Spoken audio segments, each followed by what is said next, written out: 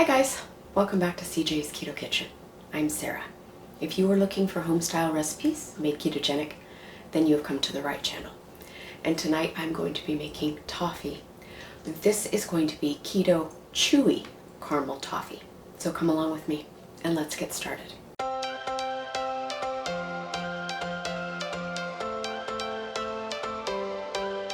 Every change has a reason, baby, let it come to you. Every soul, every season. So we already have a crunchy toffee recipe from several years ago on our channel, but I decided that I wanted to make a chewy version, almost like a soft caramel, because a lot of people miss that type of thing on this lifestyle. And so that is what I'm going to be making tonight. It is not difficult, but it does require a little bit of babysitting. So let's go ahead and get started.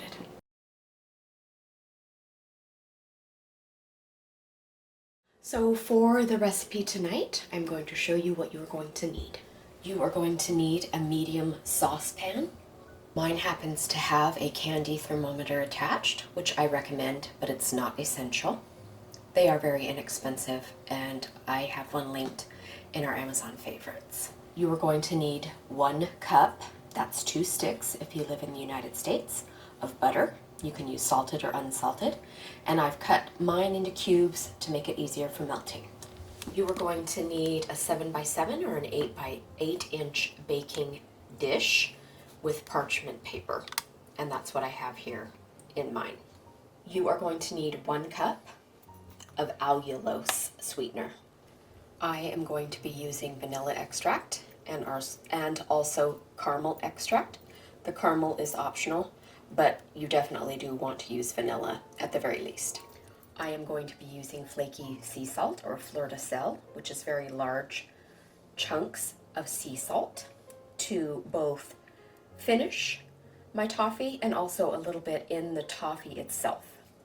You are going to need 1 cup of sugar-free chocolate chips. I am using CHOCZERO'S brand, and we always have a discount link in the description of our videos. And I'm going to be using their dark chocolate chips for this particular recipe. And lastly, you are going to need about 1/4 cup of chopped roasted nuts. I happen to have almonds here, but you could use pecans or hazelnuts or macadamia nuts, any kind of nut that you wanted. If you don't care for nuts, you can just do chocolate on your toffee. So I have placed the saucepan with our butter onto the stove, and I'm going to add the allulose. Remember, that's 1 cup of allulose. And I'm also going to add about 1/2 teaspoon of the flaky sea salt into our mixture, and I'm going to begin melting that on about medium heat, simply to dissolve the butter and the sweetener. So while we are waiting for our butter and our sweetener and salt to dissolve, I know that I'm going to receive questions about using erythritol or xylitol, any other type of sweetener for this, and yes, you can. However, if you're looking for chewy toffee, then you are going to need to use allulose. If you use another type of natural sweetener, you're going to end up with a crunchy product, and that is what is in our other recipe. If you want a soft, chewy consistency like caramel, traditional caramel, then you're going to need to use allulose. I don't particularly find allulose cost prohibitive. It's the same price as erythritol, and I'm able to buy a 1 pound bag for about $10 on Amazon, and it gives me a good 6 cups of sweetener. So I think that it's a pretty reasonable deal.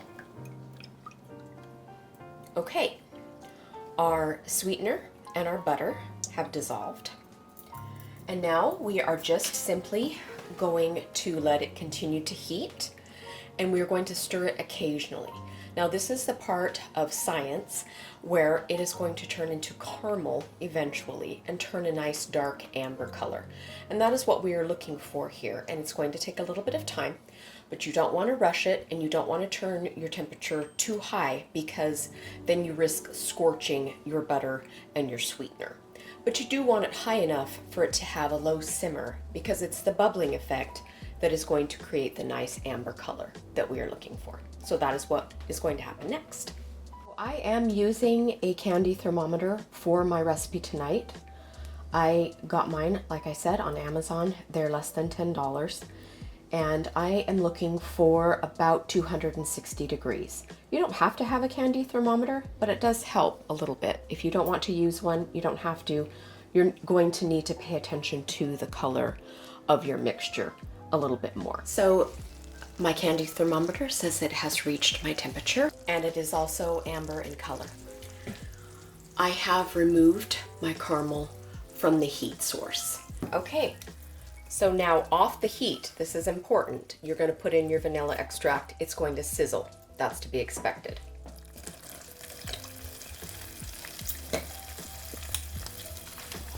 I'm also putting in some caramel extract. That's completely optional.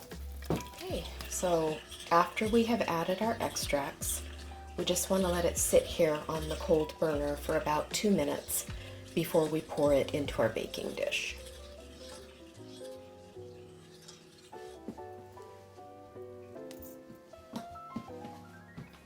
You did good, little caramel.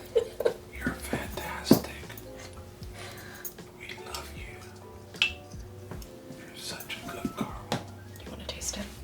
Okay, so now we are going to pour our caramel that has been sitting here for about 2 minutes into the bottom of our baking dish, and we're going to let it sit for an additional 2 to 3 minutes, and then we're going to put our chips on.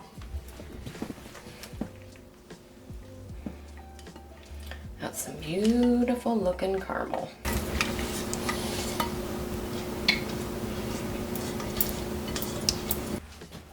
Okay, I'm going to sprinkle my sugar-free chocolate chips evenly over the surface, and then I'm going to put a piece of aluminum foil over the top so that the residual heat will help melt the chocolate.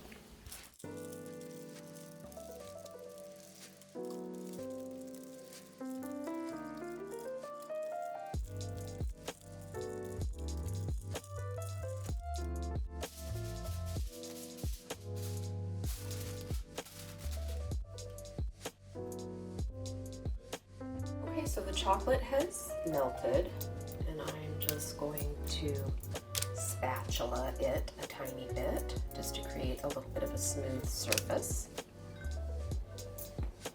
But our caramel is setting up nicely.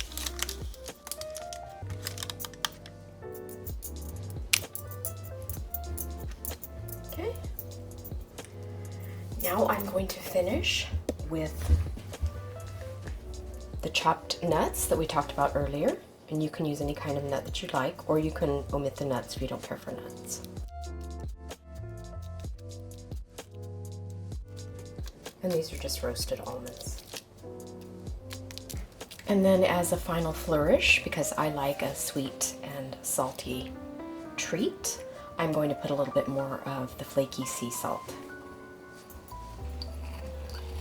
And it also makes it look pretty too.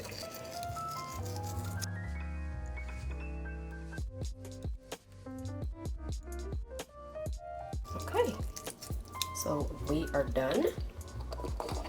Now, because this is a chewy, soft product, you do want to let it fully cool on the counter before you refrigerate it.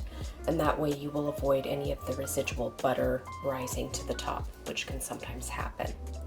After it is fully cool, you are going to want to refrigerate it before you try and cut it into pieces. And I will show you what that looks like when it's ready.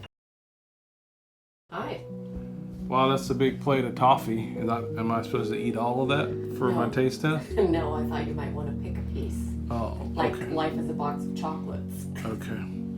All right, let's see. Looks really good.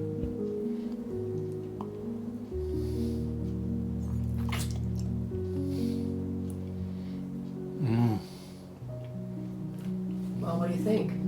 Wait.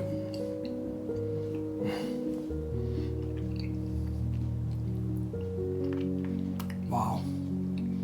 That was like a spiritual moment. It's good.